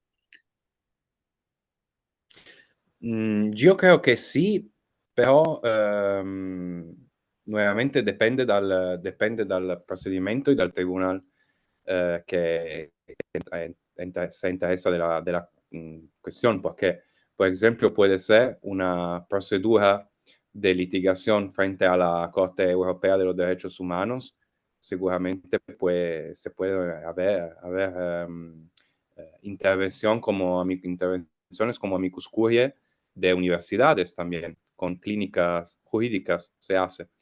Frente a la Corte Internacional de Justicia, no, eso no es admisible porque las intervenciones son limitadas a estados y organizaciones públicas de derecho internacional, que significa básicamente organizaciones internacionales. Así que me parece que el contexto mejor para una intervención de ese tipo es una corte, un tribunal de protección de derechos humanos. Ahora, yo estoy pensando en la Corte Europea porque la conozco un poco más, pero seguramente Natalia puede... Sí, en el caso de la Corte Interamericana, el reglamento prevé que puede ser cualquier persona la que puede intervenir. Entonces, cuando son organizaciones no gubernamentales, es decir, ONGs, se exige normalmente que aporten una prueba de existencia y representación, o sea, tienen que estar constituidas a nivel interno. Cuando son instituciones académicas, no es necesario ese requisito, digamos, salvo que veamos que realmente es dudoso que la persona que está escribiendo en nombre de la universidad sea realmente representante de la universidad. Em, y incluso estas redes como la que ustedes tienen pueden presentarse en nombre de la red, indicando quiénes son las personas que la conforman y quiénes están firmando el escrito de solicitud. Y simplemente como para aportar algo más, por ejemplo, ante el Tribunal del Derecho del Mar, lo que está sucediendo es que se pueden presentar, pero digamos que el vacío creo que no es mi especialidad, pero lo que he escuchado es que ellos toman las de los estados y las organizaciones internacionales y las otras simplemente las publican en la página de internet del tribunal. Entonces, varía según la reglamentación. Hay unas que tienen un espectro más amplio y otras más limitado, como decía Esteban. Bárbaro, muchas gracias. Bueno, vamos con la tercera acá que está por escrito. Yo Rodri, aprovecho de intervenir, claro, Natalia, perdón. Stefano, Sheila, gracias, muchas gracias por las aclaraciones y les pido disculpas por mi modo tan brutal de preguntar y sobre todo por la ingenuidad de las preguntas, porque siendo un público vasto al cual ustedes están ahora presentando, me surgen inquietudes de ese tipo, ¿no? Que pueden ser un poquito quizás básicas, pero que pueden servir, yo creo, una perspectiva de conocimiento acerca de lo que se puede hacer, ¿no? En forma material, concreta en el futuro. Entonces me ha sido realmente muy útil ya esta aclaración a las primeras preguntas, a la primera pregunta que les he hecho. Y por favor, Valeria, no es que tengan que responder a todo lo que yo puse por ahí, si que tú moderas, de repente se me cae la señal, estoy en tránsito en un viaje, entonces es probable que vaya y vuelva. Muchas gracias de nuevo a las expositoras y expositores, Stefano. Gracias, Rodri. No había visto que seguías conectado, si no te hubiera ya directamente dado la palabra. Bueno, pero seguimos con las preguntas que están interesantes. Hay dos más. Después también podemos seguir preguntando otras cosas. Yo tengo ahí un par de consultas. Si el sistema de derecho internacional dispone y limita la legitimación activa de los estados, me pregunto qué incidencia puede tener el fenómeno creciente de subjetividad dada la naturaleza en el tema de legitimación en el derecho internacional. A medida que se amplían derechos, cómo esto se puede traducir procesalmente, para resumirlo. No sé. Sobre ese tema creo que tenemos que organizar otro webinar porque es enorme. Pero aunque la naturaleza es reconocida como un sujeto de derecho, bueno, eso no es el caso del derecho internacional. Puede pasar en sistemas nacionales, pero no hay un reconocimiento de ese tipo en el ordenamiento internacional. Pero, aunque va a pasar en el futuro, el problema es que por el momento la jurisdicción internacional es abierta solamente a ciertos actores, ciertos sujetos, como principalmente los estados. Así que si queremos, no sé, lograr considerar la naturaleza como un sujeto jurídico en el ordenamiento internacional, también tenemos que cambiar todo el sistema de juicio internacional. y todas las reglas no es bastante de reconocer, de atribuir esta subjetividad a la naturaleza. En ese sentido, Estefano, justo lo que te quería preguntar está bastante vinculado con lo que estás diciendo ahora. Desde tu punto de vista, ¿cuáles serían por ahí los lineamientos más, no sé, los primeros por ahí, reflexiones que tengas respecto de cómo sería una instancia internacional judicial desde una perspectiva más ecologizada? Ya es complicado verla en lo ambiental, pero si uno tuviera que dar ese paso y también ver esto con este creciente fenómeno de subjetivización, etcétera, ¿de qué manera te parece que se podría diseñar algo así? Ya sé que es difícil y que hay que hacer otro webinar, pero algún lineamiento que se te ocurra. Sí. No, no, bueno, el elemento de la microscopia para mí es importante. Eso en el presente tenemos que considerarlo. Y para el futuro, una línea de desarrollo puede ser de tener más litigios internacionales sobre el ambiente y la protección del ambiente, porque eso también da a cortes y tribunales internacionales la oportunidad de decidir y de interpretar las reglas. Ahora tenemos la solicitud, la opinión consultiva sobre el cambio climático, pero no toda la protección del ambiente es cambio climático, es solamente cambio climático.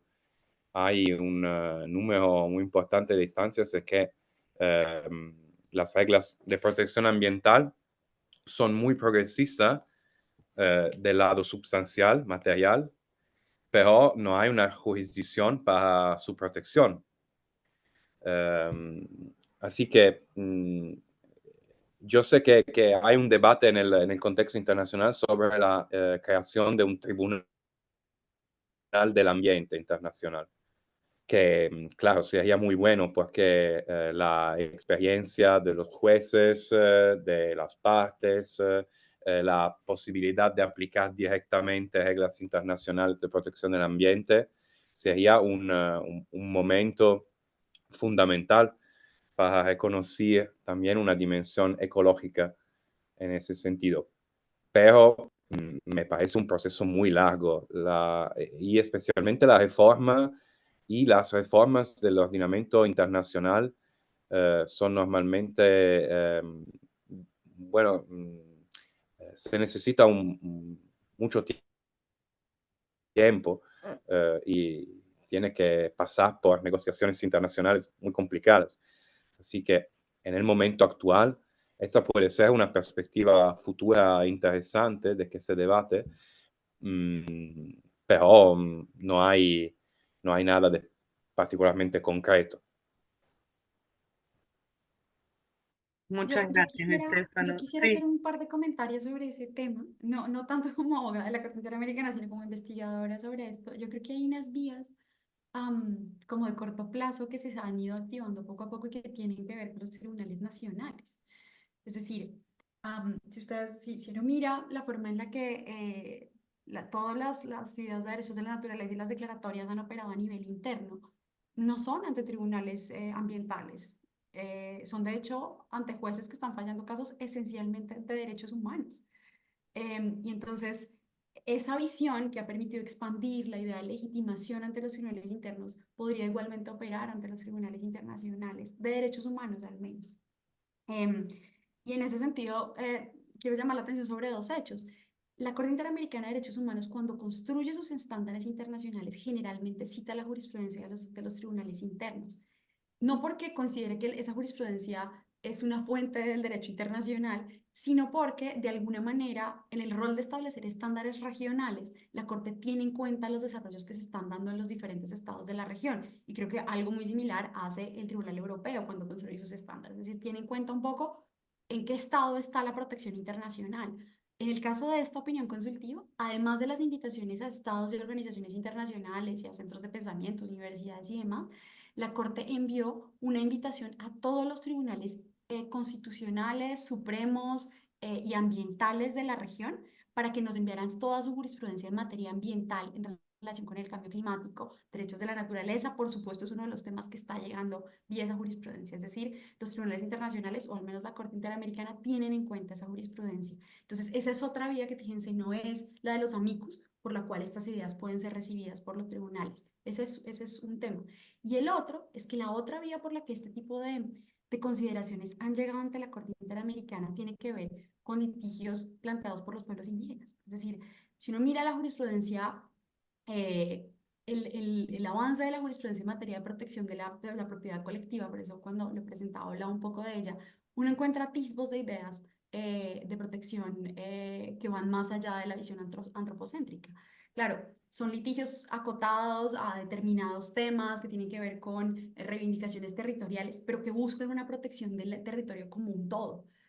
Y uno encuentra allí, esa de hecho es la base sobre la cual se cimenta la opinión consultiva 23 sobre medio ambiente y derechos humanos, ideas que pueden ser un terreno fértil para que se desarrollen esos temas a nivel internacional.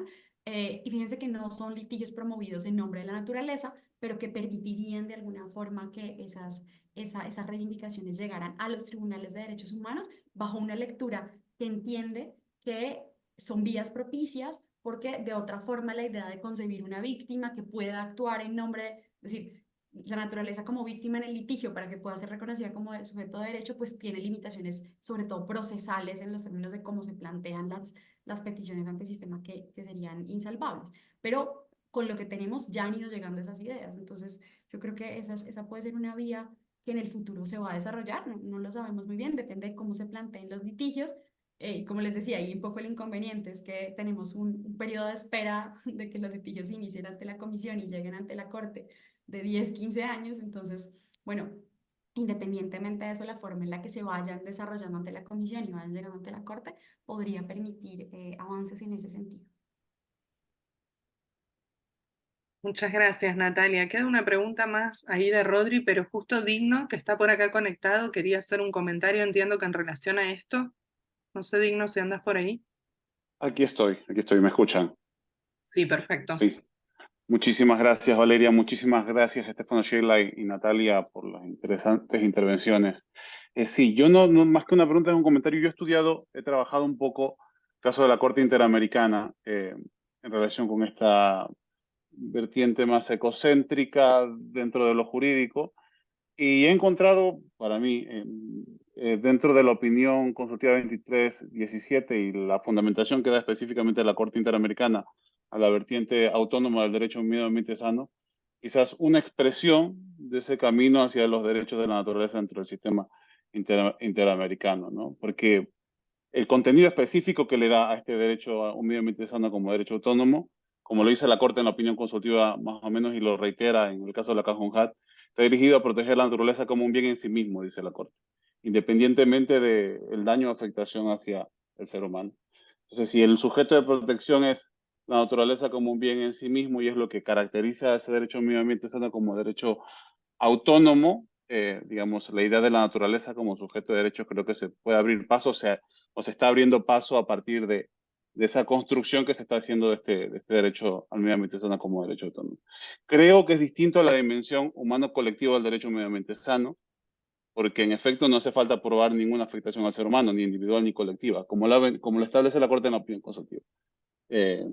Entonces, quizás por ahí se estén abriendo líneas jurisprudenciales interesantes o que se puedan aprovechar.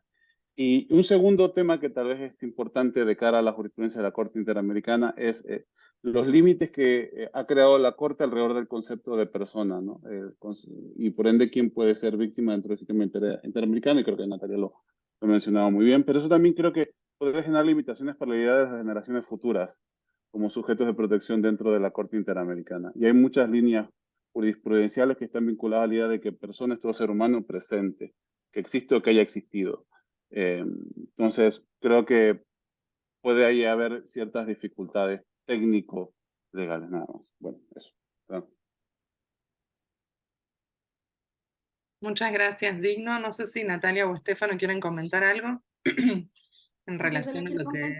Yo solo quiero comentar que comparto con Digno que esas son dificultades reales sobre las que pues seguramente la jurisprudencia va a tener que pronunciarse. No sé si en este ocasión, pero que son temas que están sobre la mesa claramente y que las dificultades que la advirtió pues existen y que veremos cómo se resuelven en el futuro. No sé si alguien más tiene alguna pregunta de las personas que están conectadas. Si no, tenemos una más acá en el chat que puedo leer mientras tanto, que es la siguiente, relacionada en realidad con la pregunta anterior que es también de Rodrigo. ¿Puede el derecho internacional considerar legitimado activo a la humanidad presente y futura como representante de la naturaleza y los ecosistemas? La pregunta me surge porque a ese sujeto, la humanidad, es a quien el derecho internacional recurre cuando se trata de evitar la privatización, sería, bueno, ser propietario de bienes comunes. Por ejemplo, los cuerpos celestes trae ese caso a colación para pensar en este tema.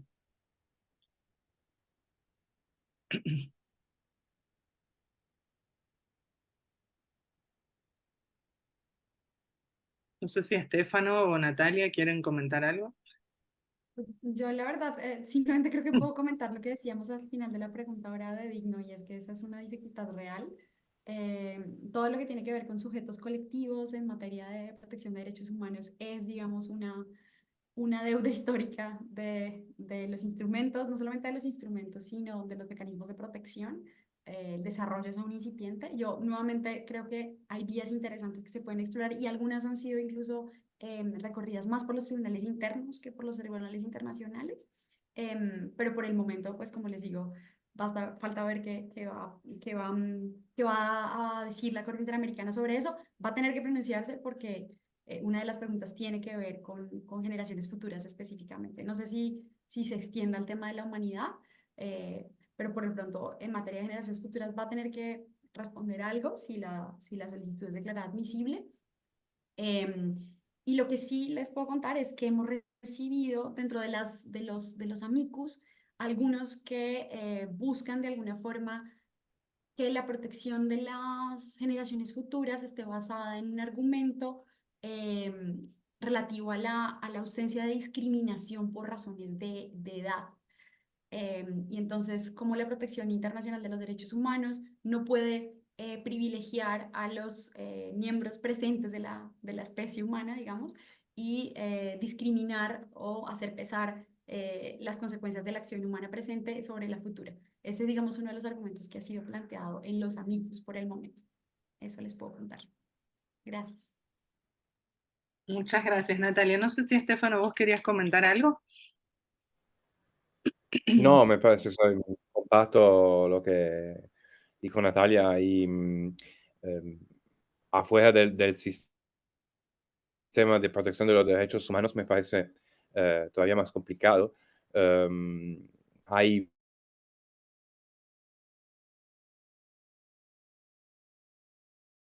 nuevamente, así que no sé si puede ser un paralelo positivo ahora. Pero eso no cambia mucho en el contexto de la legitimación activa frente a un tribunal internacional. Siempre tiene que pasar por otros sujetos. Así que es el debate entre el carácter de sujeto o objeto de derecho al final. Porque cuando se habla de un bien común en el derecho internacional, de un bien de interés colectivo, se habla de un objeto que no puede ser bajo la jurisdicción de estados y que es de interés colectivo de la comunidad internacional, puede ser de la humanidad, como pasa con los bienes culturales, por ejemplo. Pero siempre tenemos que individuar un estado que se considera afectado o un estado que va a representar un interés colectivo por la protección de una cosa que al final es un objeto de derecho. Pero eso fuera del contexto de los derechos humanos, que es un contexto particular. Muchas gracias, Estefano. No sé si hay alguna Valeria, otra pregunta. Sí, Natalia. yo quisiera, no sé si se vale, pero yo quisiera hacerle una pregunta a Estefano sobre una cosa que dijo varias veces y Se que vale. o sea, es una duda puramente académica, pero digamos que aprovecho la ocasión. Esta idea de considerar las violaciones, bueno, algunas obligaciones en materia de protección del medio ambiente como obligaciones erga omnes, es una idea interesante. ¿No implica de alguna forma un riesgo de uso colonial del derecho internacional en relación con los estados del sur global, que son finalmente quienes normalmente han sido entendidos como quienes asumen la carga de la protección del medio ambiente? Es decir, cómo palear, o sea, claro, la idea es muy interesante, pero cómo palear ese riesgo para que no se convierta nuevamente en una herramienta para Sí, limitar la soberanía y la soberanía sobre los recursos naturales incluso de esos estados. sí, estoy absolutamente en acuerdo, Natalia, porque primero, bueno, en el contexto de la opinión consultiva del cambio climático, eso me parece un poco distinto porque hay, porque principalmente los responsables son países del norte global o países más desarrollados, así que en ese contexto puede funcionar, pero en general puede ser un riesgo, especialmente ahora que al carácter erga omnes colectivo de las obligaciones internacionales hay algunos países, eh, principalmente países de la Unión Europea y y Estados Unidos, que reclaman la posibilidad de adoptar sanciones económicas contra los estados que no respetan esas obligaciones. Así que, bueno, lo veo ese riesgo y es un tema sobre que la Corte tiene que ser muy cuidada. Eh, Estoy perfectamente de acuerdo, sí. Gracias. Muchas gracias, Estefano. No sé si hay alguna otra pregunta o comentario que quieran hacer. Todavía tenemos 10 minutos. Natalia, yo te quería preguntar algo, pero es muy simple. Vos en tu exposición hacías referencia al tiempo que hay entre los informes de admisibilidad y de fondo, como, bueno, este cuello de botella complicado que tiene la Corte, que bueno, es muy conocido ese asunto. Ahora que entró en vigor Escazú hace poco, justo en esta misma región, con el tema de acceso a la justicia, ¿te parece que podrá haber ahí como un refuerzo para tratar de generar estrategias para mejorar esta distancia? ¿O nada que ver? Eso Uf, son como caminos eh, paralelos. sería, no, o sea, yo creo que, o sea, bajo la idea de una aplicación correcta de Escazú, eso debería liberar en mucho, yo creo, la carga, no la ya existente ante el sistema, porque digamos que esa ya está y pues habrá que esperar a que de alguna forma se vaya evacuando, pero en principio, como les decía, el sistema interamericano es un sistema complementario. Si los sistemas internos funcionan bien, pues eso reduce el número de peticiones que llegan ante el sistema interamericano. Y lo que es cierto es que muchas de esas peticiones tienen que ver con proyectos extractivos, con violaciones a la consulta previa, con ese tipo de peticiones, por ejemplo, deberían verse beneficiadas por la adopción de Escazú en los diferentes estados parte, por la entrada en funcionamiento del Comité de Apoyo a la Implementación. Es decir, ahí hay una serie de mecanismos que podrían de alguna forma favorecer que haya menos casos ante el sistema interamericano. Ay, perdón. Pero, pues eso depende obviamente de que el proceso de ratificación de Escazú sea masivo, que todos los estados hagan parte. Algunos de los núcleos de preguntas de la opinión consultiva tienen que ver con el acuerdo de Escazú justamente. Y pues bueno, esperamos que los amicus ayuden a la Corte justamente a nutrirse de ideas sobre ese punto, porque son estándares que claramente están llamados a trabajar de la mano, es decir, los estándares de acceso a la justicia, información, participación y protección de defensores del Acuerdo de Escazú y lo que ha planteado la Corte a lo largo de su jurisprudencia con base en la Convención Americana son puntos coincidentes, así que la Corte ya ha empezado a utilizar de alguna forma el acuerdo, pero en el futuro probablemente haya una coincidencia aún mayor.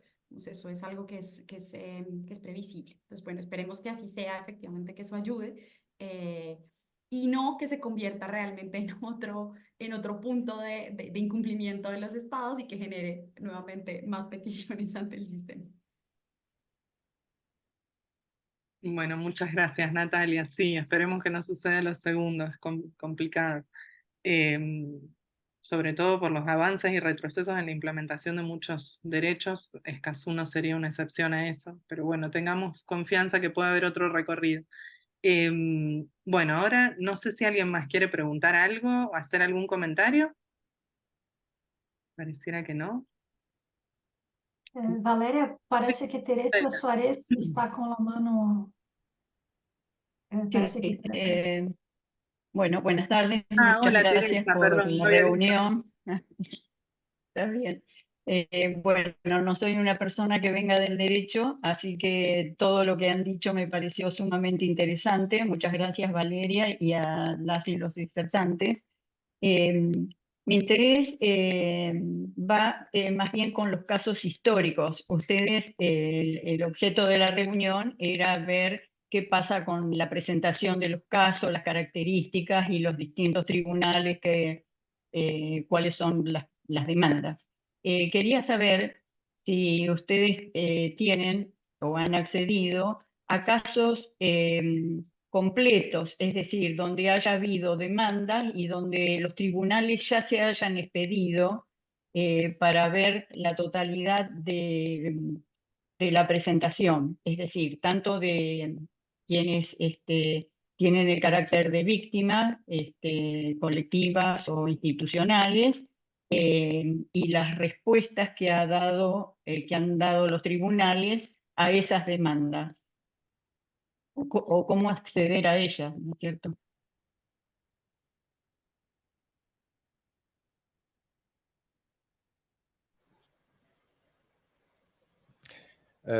Natalia, si quieres empezar o si no, No, empiezo. empieza, por favor. Ok.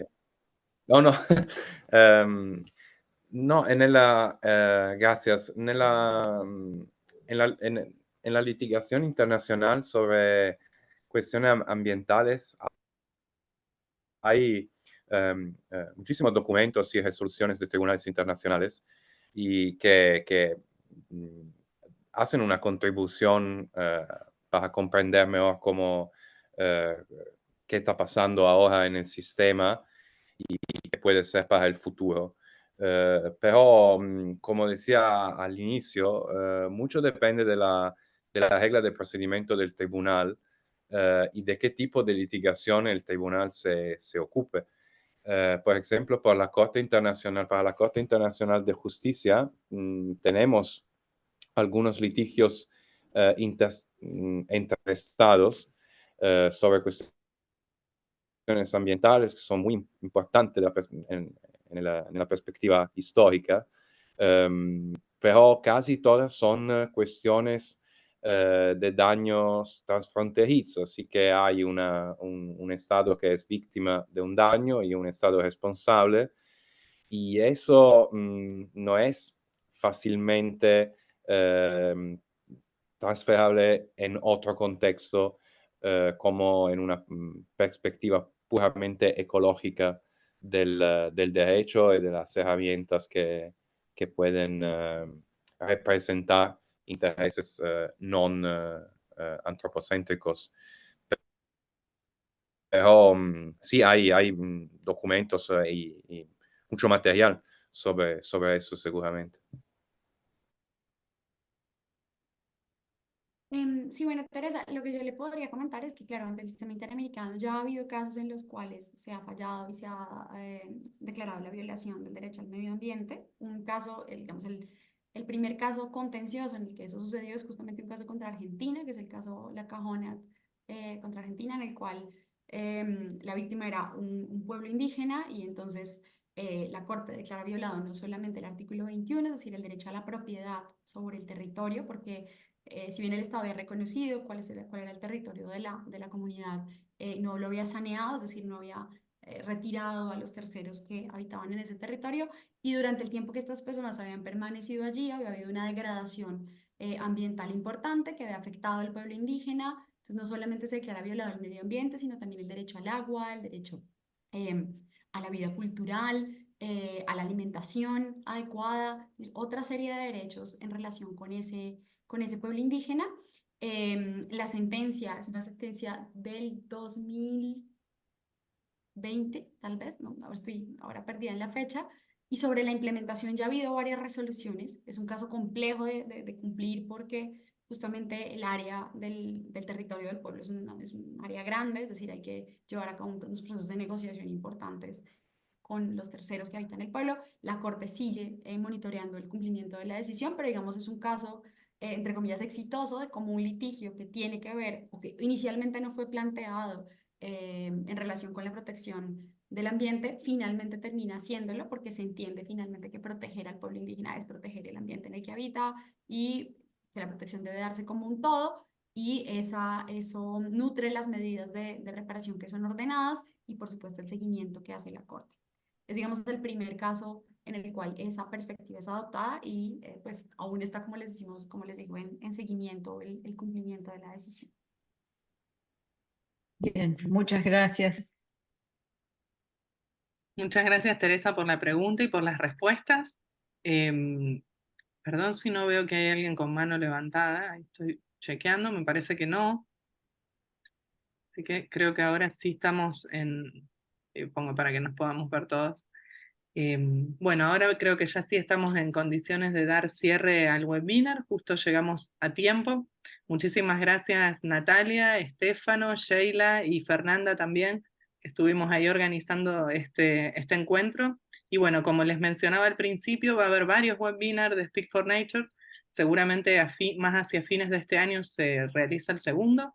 Vamos a estar informándolo en las redes sociales del proyecto. Nos pueden seguir en las diferentes redes sociales y ahí vamos informando todas las actividades que realizamos y bueno, también compartiendo distinto tipo de información. Muchísimas gracias a todos y a todas por participar y bueno, esperamos continuar en contacto. Muchas gracias. Gracias. Feliz tarde para todos. Gracias. Estén bien. Chao, gracias. Chao, chao.